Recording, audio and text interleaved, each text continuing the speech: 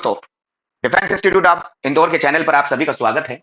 यदि आप NDA aspirants और सितंबर दे रहे हैं तो मेरे ये लेक्चर्स आपके लिए बड़े ही फ्रूटफुल हो सकते हैं। चलो, आज मैं आपको इंप्रूवमेंट्स के बारे में बताऊंगा कि इंप्रूवमेंट्स एक्चुअल में करते कैसे। इंप्रूवमेंट्स तभी पॉसिबल है जब आपके ग्रामर के चैप्टर्स बिल्कुल क्लियर हो। नाउन है, प्रोनाउन है, एडजेक्टिव है, प्रीपोजिशन है, कंजंक्शन है, आर्टिकल है और एक्टिव पैसिव नरेशन, ये सब चीजें क्लियर हो जाती है तो इंप्रूवमेंट्स करना थोड़ा सा आसान हो जाता है। जैसे आप देखो यहाँ पर, यहाँ क्या कह रहा है, select the most appropriate option to substitute the underline. ये अंडरलाइन जो है यहाँ पर segment in given sentence, if there is no needed to substitute it, select no improvement.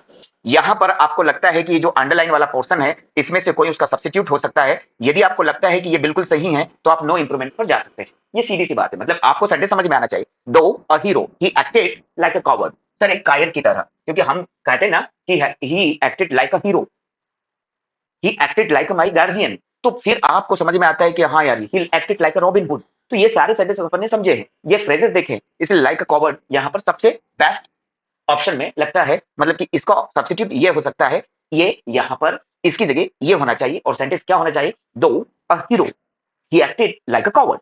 अब दूसरा सेंटेंस देखें, यहाँ पर सेम है ऑप्शन, आपको जो डायरेक्शन है वो सेम है। He decided to leave every very quickly the hotel. अब यहाँ पर आपको लगता है he decided to leave very quickly the hotel. अब यहाँ पर ये सेंटेंस दिया है कि भाई very quickly the hotel. Quickly में ऑलरेडी पहले से ही वेरी होता है इनबिल्ट, उसे जरूरत नहीं पड़ती। पहली बात तो क्विकली अपने आप में बहुत तेज होता है, ठीक है ना, उसे वेरी की आवश्यकता ही नहीं पड़ती। वो खुद एडवर्ब है और वेरी भी एडवर्ब है। वैसी नहीं है कि एडवर्ब एडवर्ब को मतलब कि वहां डेकोरेट डिजाइन कर सकता है, लेकिन क्विकली का मतलब ही होता है बहुत तेज, ठीक है। अब लीव द होटल क्विकली, तो he decided to leave the hotel quickly, he decided to leave quickly the hotel. अब क्विकली लीव द हॉस्टल, देखो एक तो यहाँ पर ये यहाँ पर अपन को लगता है रूल आउट है, क्विकली लीव होटल, ही डिसाइडेड, ठीक है, क्विकली लीव होटल, तो टू वर्ब के पास आना चाहिए, यहाँ पर इन्फिनिटिव ये बनना चाहिए। तो यहाँ पर ये दो सेंटेंस में से हमको समझ में आता है कि he decided leave the hotel quickly, he decided to leave quickly the hotel. तो ये जो है बेस्ट ऑप्शन बन रहा है। क्यों बेस्ट ऑप्शन बन रहा है, क्योंकि जो है क्विकली एडवर्ब है, और कौन सा एडवर्ब है, ये एडवर्ब ऑफ मैनर है, तो उसे लास्ट में ही होना तो ठीक लगता है। ये तो he decided to leave the hotel quickly, उसने बहुत जल्दी से, मतलब कि जो है जल्दी से निर्णय लिया है कि भाई मतलब कि उसने डिसाइड किया कि होटल को जल्दी से मैं छोड़ दूं, तो decided leave the hotel quickly. तो ये यहाँ पर बेस्ट ऑप्शन ये रहता है। ये यहाँ पर ठीक है, लग सकता है क्योंकि मिडिल पोजीशन एडवर्ब में, लेकिन वो साउंड और ग्रामेटिकली फ्रेज ठीक से नहीं बना रहा है, इसलिए हम उसे ऑप्शन में नहीं रख रहे हैं। नो इंप्रूवमेंट का तो सवाल ही पैदा नहीं होता। तो जब हम प्रैक्टिस कर रहे थे, सेंटेंस हमारे सामने होते हैं, तो धीरे धीरे से हमको कहीं ना कहीं उसकी एरर समझ में आने लगती है और उसका इंप्रूवमेंट्स भी हमको समझ में आने लगता है। अब देखो यहाँ पर दूसरा सेंटेंस, यहाँ तीसरा सेंटेंस है, और तीसरा सेंटेंस आप देखेंगे, the rules of chess require that one has to match only one move at time. तो यहाँ देखिए क्या कह रहे हैं अपन, कि the rule of chess require that one has to match.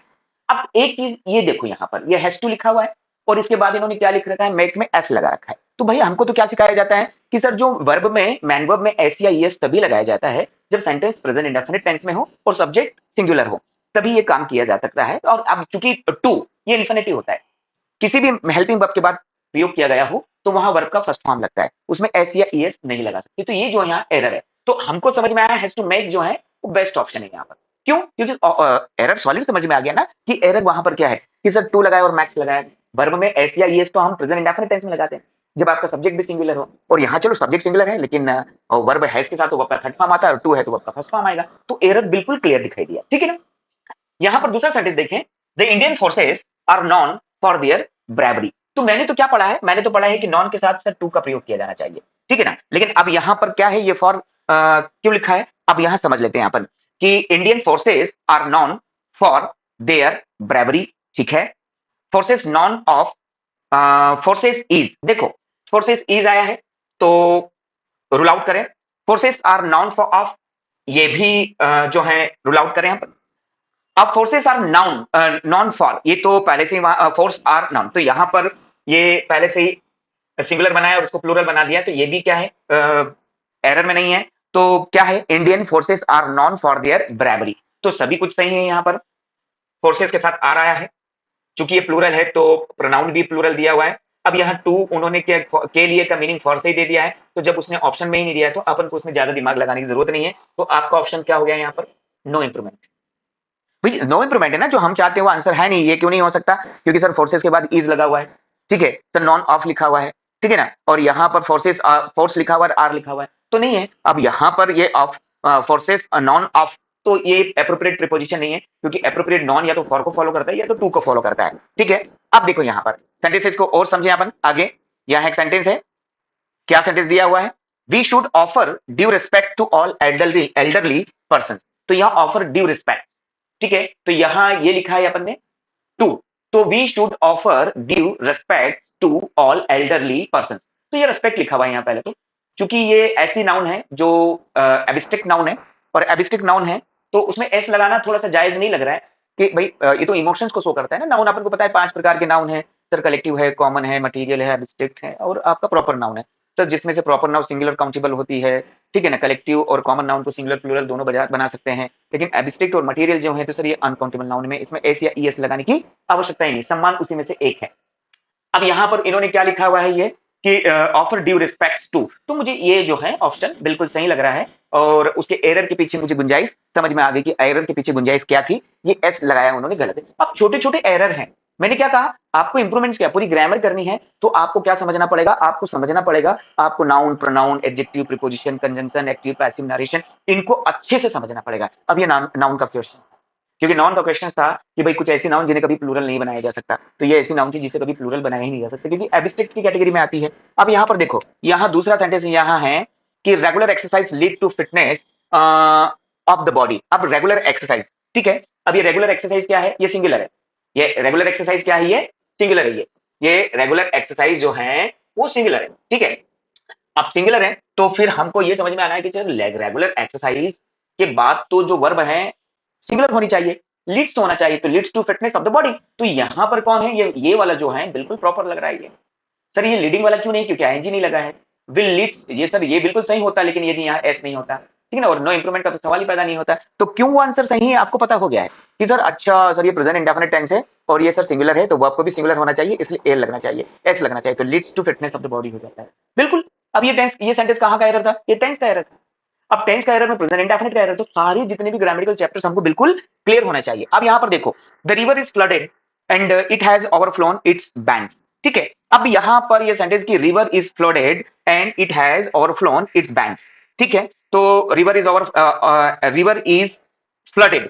अच्छा, तो यहाँ पर ई वाले एरर को देखना है अपन को कि यहाँ ये सही है या नहीं है। It has overflown its banks, तो it has overflown, river is flooded, ठीक है भाई, बाढ़ आ गई है उसमें, and it has overflown its, ये तो इट ओवरफ्लोइंग ये नहीं हो सकता, क्यों, क्योंकि सर इट के बाद कोई हेल्पिंग वर्ब नहीं है और मैन वर्ब में आईएनजी लगा रखा है।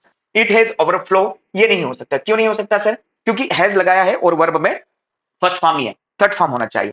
इट ओवरफ्लो ये क्यों नहीं है, क्योंकि सर इसलिए नहीं है कि इट ओवरफ्लो लिखा है, तो इट ओवरफ्लोस होना चाहिए, यहाँ पर ये भी नहीं है, तो इसका मतलब क्या है, ये नो इंप्रूवमेंट, बिल्कुल सही है। तो कैसे हम मेथड ऑफ ओमिशन से हम आंसर पर पहुंच गए। भाई मुझे भी लग रहा था कि यार इसके आंसर क्या होगा, क्या इसने सही लिखा है, लेकिन जब ऑप्शन पर गए तो ऑप्शन में तीनों के तीनों ऑप्शन जो है वो गड़बड़ थे।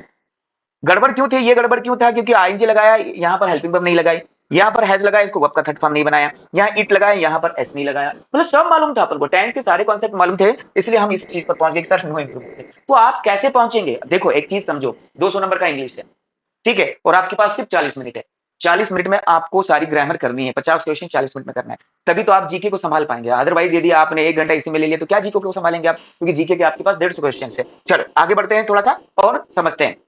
आगे यहाँ पर क्वेश्चन है, क्या क्वेश्चन है कि as you can see from my resume I am working in Mumbai since 2016। Sir since आया, और सिंस आया ना सर, तो फिर ये जो है ना सेंटेंस कंटिन्यूस बना है, ये प्रेजेंट परफेक्ट कंटिन्यूस या परफेक्ट कंटिन्यूस टेंस में जाएगा। सर ये बेस्ट ऑप्शन है, ये वाला, क्योंकि सर ये भी बेस्ट ऑप्शन नहीं है, ये भी बेस्ट ऑप्शन है, नो इंप्रूवमेंट का तो सवाल ही पैदा नहीं होता है, क्योंकि सर मैंने सेंटेंस को सिंस से पहचान दिया। क्या पहचाना, सिंस से ये पहचान लिया कि सर सिंस और फॉर टाइमिंग के साथ किसी भी सेंटेंस में आएंगे, सेंटेंस परफेक्ट कंटीन्यूअस टेंस में ही होगा। तो इतना जब कॉन्सेप्ट आपको क्लियर होता है ना, ये सब एग्जाम्स में आए हुए सेंटेंस है, और एनडीए में ऐसे ही क्वेश्चन आते हैं, कोई मतलब कोई बहुत बड़ा कोई वहां पहाड़ नहीं आ जाता, रॉकेट साइंस नहीं आ जाती, ऐसे नॉर्मल क्वेश्चन ही रहते हैं। अब देखो यहाँ पर मैंने आपको कहा, ये सेंटेंस देखे, in the interview held recently I answer the question as best as I could. अच्छा एक चीज समझो यहाँ की, आई आंसर्ड, अब हेल्ड, ठीक है, ये इसका सेकंड फॉर्म है, ये क्या है, ये सेकंड फॉर्म है इसका, ठीक है ना। अच्छा मैंने तो ये सीखा है कि यदि पहला सेंटेंस पास्ट टेंस में है तो दूसरा भी पास्ट टेंस में ही होना चाहिए, ठीक है ना, पहली बात ये है। अब ये यहाँ पर क्या है, फर्स्ट फॉर्म है ये, ठीक है।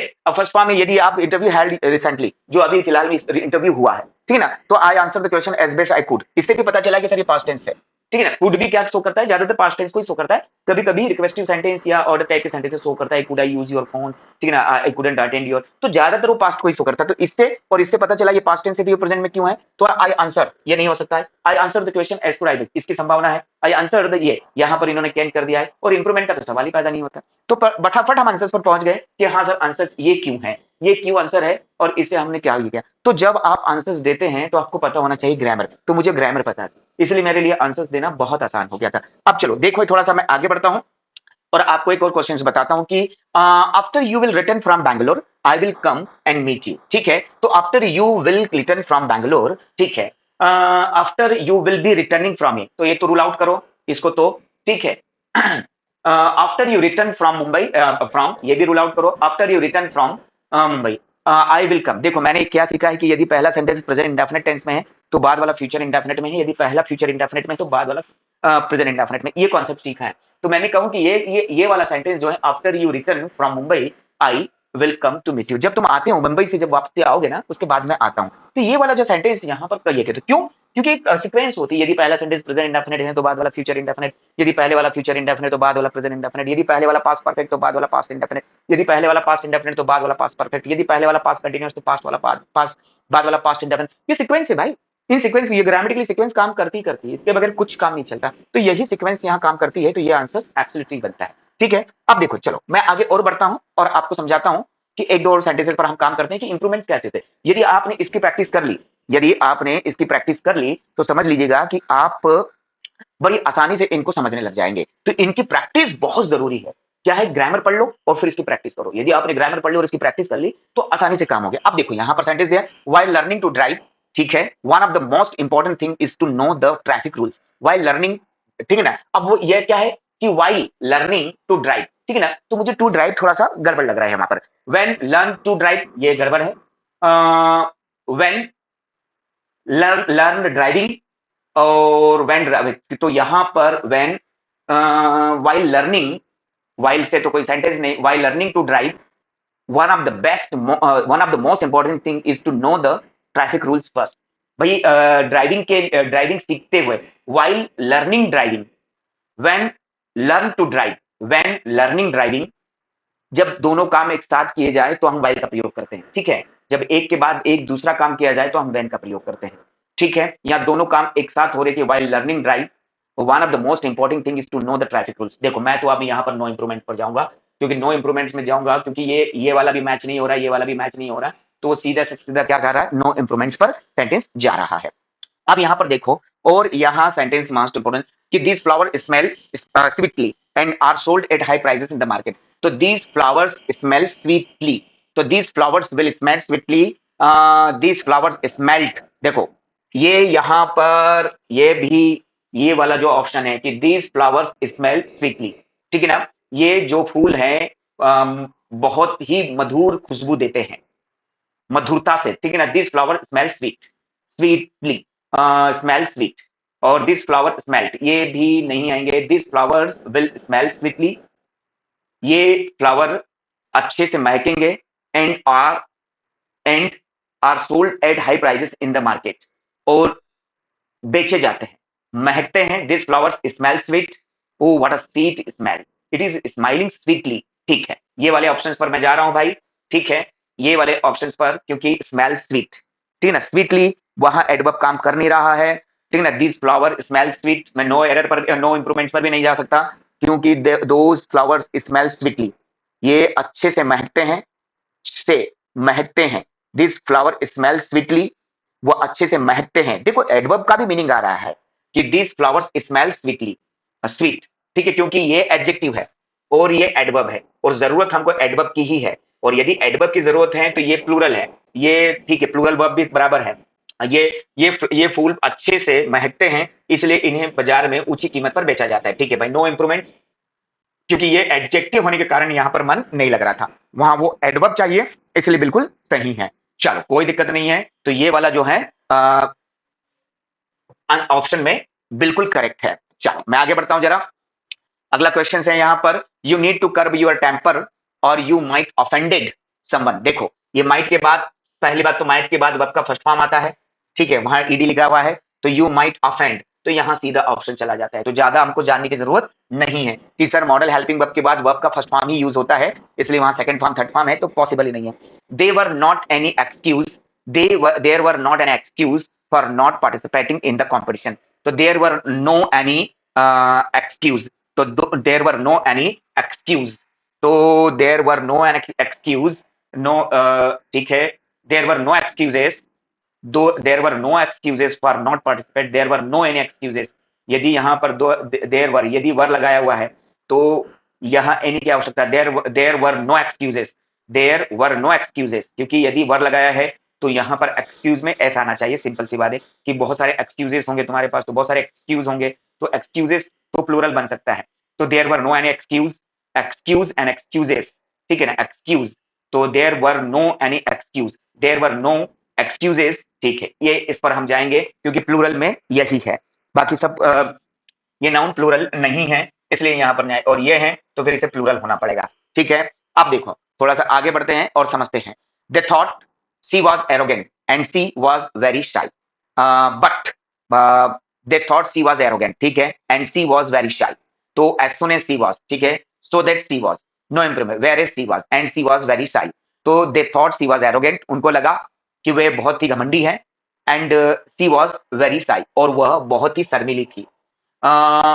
As soon as she was, ठीक है, एज सुन एज का तो सवाल ही पैदा नहीं होता, सो दैट सी वॉज, ताकि वो भी पता नहीं है, वेर एज, जबकि सी वॉज वेरी शाई, तो वेर एज यहाँ पर बट का मीनिंग दे रहा है, किसका मीनिंग दे रहा है, बट का, तो ये वाला ऑप्शन यहाँ पर ऑप्शन बनता है, जबकि वह बहुत ही, ये देखो इसका नेगेटिव, इसका इसका इसका इसका नेगेटिव सेंटेंस आना चाहिए ना, मतलब इससे उलट सेंटेंस आना चाहिए ना, वाइस वर्सा होना चाहिए कि भाई उनको लगा कि वो बहुत घमंडी है जबकि वो तो शर्मिली थी, तो ये जबकि का मीनिंग दे रहा है, बट का ऑप्शन है वो, तो बट का सब्स्टिट्यूट होता है, तो यही ये क्या होगा, यहाँ पर ऑप्शन ये होगा, ठीक है। चलो आप थोड़ा सा आगे बढ़ते हैं, फटाफट सेंटेंसेस को देख लेते हैं और ये करते हैं। Since going to college she has kept his old friends at arms length, ठीक है, since going to college he has kept his old friends at arm's length, through arm's length, long arm's length नहीं, ये तो phrase अपन ने पढ़ाई है, दूर रखना arm's length, तो कोई नो एरर ही नहीं है, ये तो नो एरर है, ये कोई इंप्रूवमेंट की आवश्यकता ही नहीं है। एट आर्म्स लेंथ, यदि आपने फ्रेज पढ़े हैं तो आपके लिए बहुत आसान है, यदि आपने फ्रेज नहीं पढ़े तो बहुत कठिन है।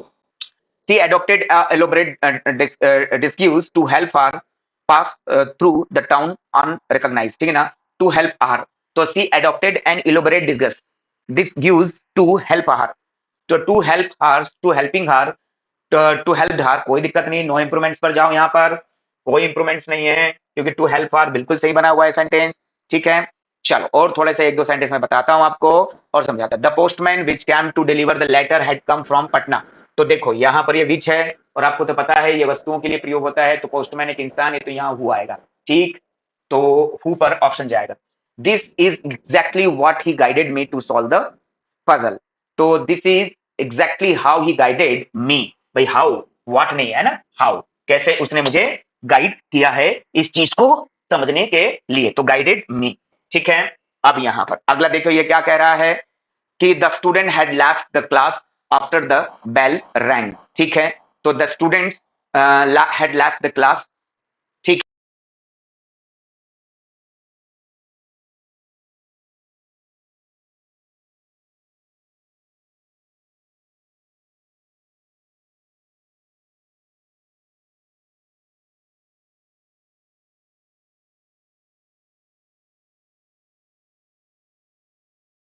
ये काम कर रहे हैं, ठीक है।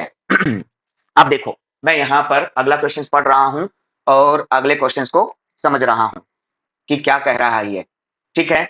यहाँ पर माई सन ought not to had, नहीं, ought not to have, यहाँ पर क्या ऑप्शन लगाना चाहिए हमको, ought not to have लगाना चाहिए क्योंकि ये सबको पता है, तो ये ऑप्शन बहुत आसान हो जाता है, ठीक। अगला सेंटेंस देखो यहाँ पर क्या कह रहा है अगला sentence, the work on two projects already going on which will connect, तो द वर्क की हम बात कर रहे हैं ना कि हम प्रोजेक्ट्स की बात कर रहे हैं, तो इज ऑलरेडी गोइंग ऑन, ठीक है, तो ये ऑप्शन है यहाँ पर। 23 क्या कह रहा है ये भी देख लो कि even children shrink away from food thinking that they should become overweight, तो even children shrink away from food thinking that they should become overweight, ठीक है, तो को होना चाहिए दे माइट बिकम, ठीक है, क्या आना चाहिए यहाँ पर, बन जाएंगे शायद, तो ये एरर यहाँ पर है, वो माइट आना चाहिए। चलो, और मैं आपको दो क्वेश्चन और हैं, मैं और बता दूं आपको कि यू विल बी नीडिंग, नहीं नहीं नहीं नहीं नहीं नहीं नहीं नहीं नहीं, नीड के साथ पहली बात तो आएंगे आता नहीं है और आप लगा सकते नहीं, you will need to complete, ठीक है। चलो, लास्ट ऑप्शन है, don't use those pencils, use the ones we bought in Portugal. तो दीज वंस, तो ये जो you don't use those pencils, use the one that use ये यहाँ पर use ones, use one, no improvement, use this ones, ठीक है ना, तो डोंट यूज दिस पेंसिल्स, ठीक है, इन पेंसिलों का उपयोग मत करो। Use the one we bought in Portugal, use the one, इसका उपयोग करो जो हमने मतलब पुर्तगाल के, वंस नहीं। चलो, यूज द वन, ठीक है, नो इंप्रूवमेंट्स, क्योंकि वो पर्टिकुलराइज्ड हो रहा है, इसलिए हम वहां पर कहा जाएंगे, नो इंप्रूवमेंट्स में। तो एनडी एस्पायरेंट्स, ये इंप्रूवमेंट्स था, इंप्रूवमेंट्स को आपने अच्छे से समझा है। याद रखें, इंप्रूवमेंट्स हो या कोई भी एरर फाइंड करने के लिए आपकी पहली शर्त है कि आपको ग्रामर के सारे चैप्टर्स आने चाहिए, noun, pronoun, adjective, preposition, conjunction, active, passive, narration, सब उन्हें अच्छे से समझो, फिर ये प्रैक्टिस आपके लिए बहुत अच्छी रहेगी। मेरे इन लेक्चर्स को देखते रहना, मैं आपको सितंबर तक कंटिन्यू प्रैक्टिस देता रहूंगा। जय हिंद।